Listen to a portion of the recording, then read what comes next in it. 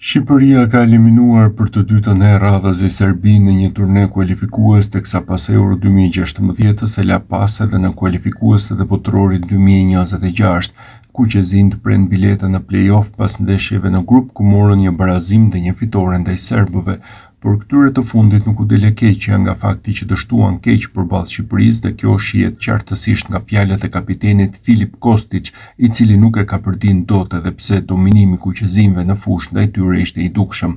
Është e vështirë për ne që humbëm shanset e kualifikimit, nuk ja dolëm as të arrinim vendin e dytë në grup.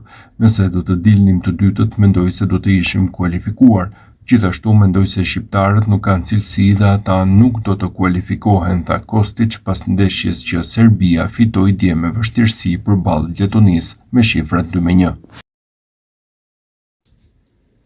Filip Kostić ishte për herë të parë kapiteni i Serbisë, ndërsa Anglia fitoi me rezultatin 2-0. Futbollisti serb nuk u kursye as pak pas ndeshjes, ndërsa thumboi ish trajnerin Dragan Stojković. Është një nder dhe kënaqësi e madhe të mbaj shiritin e kapitenit. Është një ëndër dhe është diçka që më jep edhe më shumë motivim për të luftuar për ekipin kombëtar.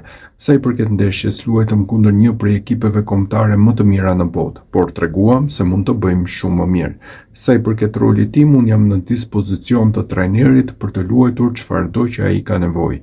Nëse do të kishim një trajner dhe do të kishim bërë gjithë punën e ditëve të fundit me një të ri, sigurisht që do të kishim pasur një rezultat shumë më të mirë. Do të kishim qenë të dytët dhe nuk do të kishim humbur ndaj Shqipërisë.